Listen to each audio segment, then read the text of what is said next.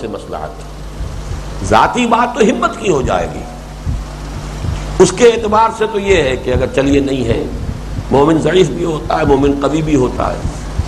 المومن القوی خیر من المومن الضعیف. لیکن یہ کہ اللہ تعالیٰ نے اپنے دین میں گنجائش سب کے لیے رکھی ہے، قوی بھی ہے، ضعیف بھی ہے. لیکن یہ کہ اس کے اعتبار سے تو یہ بات واضح ہو گئی، اعلیٰ درجہ ہے آدمی مرنے کے لیے ہر وقت تیار رہے. اتنا نہ ہو تو چلے نرم الفاظ کے اندر کم سے کم نکیر تو کرے، اتنا بھی نہ ہو تو خاموش رہے، اپنے تالا بھی ڈالے رکھے زبان پر اور ہونٹوں پر، تو دل میں نفرت ضرور رکھے. جب یہ ختم ہو جائے گا تو پھر ایمان نہیں، ذالک تحق الایمان. لیکن دوسرا پہلو اجتماعی جو میں نے عرض کیا ہے اس کو ہمیشہ سامنے رکھیے، اور یہ بہت اہم پہلو ہے. طاقت، وہ بھی طاقت تھی، اجتماعی طاقت فراہم کرنا کہ ایک جماعت وجود میں آ گئی ہو، مربوط ہو، مضبوط ہو، منظم ہو، سرفروشی کے لیے تیار ہو، جانے دینے کے لیے تیار ہو. سن 6 میں 1400 یا 1800 میں بیعت علی الموت کی ہے. بیعت علی الموت، بیعت رضوان، بیعت علی اللہ نفر، نہیں بھاگیں گے یہاں سے، اس پر بیعت کی ہے. اب معلوم ہو گیا طاقت ہے، قوت ہے.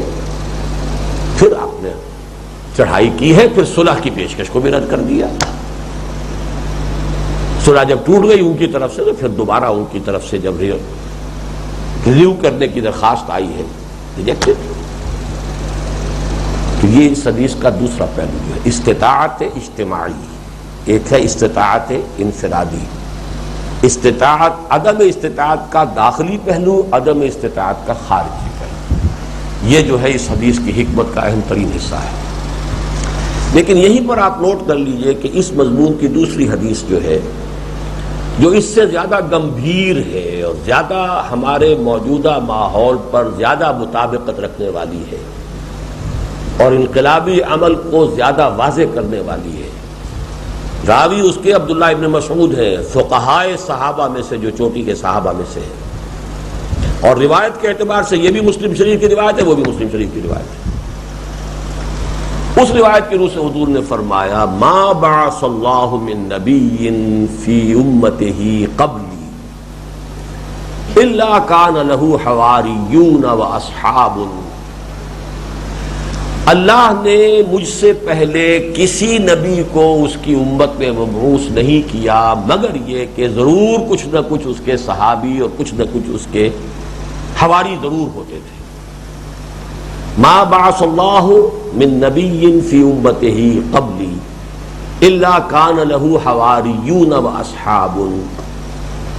وہ حواری اصحاب کیا کرتے تھے؟ یاخذون بسنتہ ویقتدون بامرہ. اپنے نبی کی سنت کو مضبوطی سے پکڑ لیتے تھے اور اس کے حکم کے مطابق اقتداء کرتے تھے، پیروی کرتے تھے. ثم انہا تخلف من بعدہم خلوف. پھر ان کے بعد ہمیشہ ایسا ہوتا رہا کہ ناخلف لوگ پیدا ہو گئے.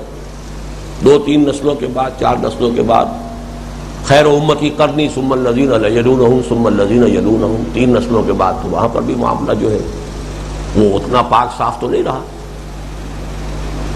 وہ کیا کرتے تھے؟ ثم انہا تخلف من بعدہم خلوف یقولون ما لا یفعلون ویفعلون ما لا یؤمرون. کہتے وہ تھے جو کرتے نہیں تھے، دعوے ایمان کے، عشق رسول کے، لیکن قول اس کے، عمل اس کے برعکس. وَيَفْعَلُونَ مَا لَا يُؤْمَرُونَ، اور کرتے وہ تھے جس کا حکم نہیں ہوا. بدعات ہیں، تیجے ہیں، 40ویں ہیں سال، اور یہ برسیاں منائی جا رہی ہے اور عید میلاد ہو رہی ہے، کرتے وہ تھے جس کا حکم ہی نہیں ہے. بڑی جامع حدیث ہے، بڑے پیارے الفاظ ہیں، ہمارے معاشرے پر 100% منطبق ہونے والے. کہنے کو تو امت ہے، امت رسول ہی ہے. یقولون ما لا یفعلون ویفعلون ما لا یؤمرون. اب آپ پڑھیے، پھر یہی مضمون آ گیا، فمن جاہدہم بیدہ فہو مومن. جو ایسے لوگوں کے خلاف جہاد کرے گا طاقت سے، ہاتھ سے، وہ مومن ہے. ومن جاہدہم بلسانہ فہو مومن، اور جو جہاد کرے گا ان کے خلاف اپنی زبان سے، وہ مومن ہے. ومن جاہدہم بقلبہ فہو مومن، اور جو دل سے جہاد کرے گا وہ مومن ہے. فما وراء ذلک من الایمان حبۃ خردل، اور اس کے بعد تو ایمان رائی کے دانے کے برابر بھی نہیں ہے. احساس زیاں بھی گیا تو گیا، ایمان گیا، رائی کے دانے کے برابر بھی. نفرت ہی ہو، چلیے کمزور آدمی ہے، کچھ نہیں کر سکتا، مرنے کو تیار نہیں، جیل میں جانے کو تیار نہیں، سختیاں جھیلنے کی ہمت نہیں، نفرت ہے. نفرت کا کم سے کم نظر کیا ہوگا؟ اس کے ساتھ ریکنسائل تو نہ ہو، اس کے ساتھ تعاون تو نہ کرے. اس لیے فرمایا من وقر صاحب بدعۃ فقد عان علی ہدم الاسلام، جس نے کسی بدعت والے کی توقیر کی اس نے اسلام کی عمارت کو گرانے میں مدد دی ہے. اذا مدح الفاسق غضب اللہ تعالی واہتز لہ العرش، جب فاسق کی مدح کی جاتی ہے اللہ تعالی انتہائی غضبناک ہوتے ہیں، یہاں تک کہ عرش کانپنے لگتا ہے، اتنا غصہ. تو انہی کی حمد و ستائش ہو رہی ہو، انہی کو سپاس نامے پیش کیے جا رہے ہیں، انہی کے وہ ولیموں میں شرکت ہو رہی ہو، ان کے 40واں میں جا کے شرکت ہو رہی ہے. من وقر صاحب بدعۃ فقد اعان علی ہدم الاسلام اذا مدح الفاسق غضب اللہ تعالی واہتز لہ العرش. یہ دونوں حدیثیں میں نے مولانا مودودی سے پڑھی ہیں دسمبر سن 51 میں. ہماری پہلی تربیت گاہ جو ہوئی تھی جمعیت کے اندر، اس میں حدیث کے مدرس ہمارے مولانا مودودی تھے، قرآن کے مدرس مولانا اصلاحی صاحب تھے.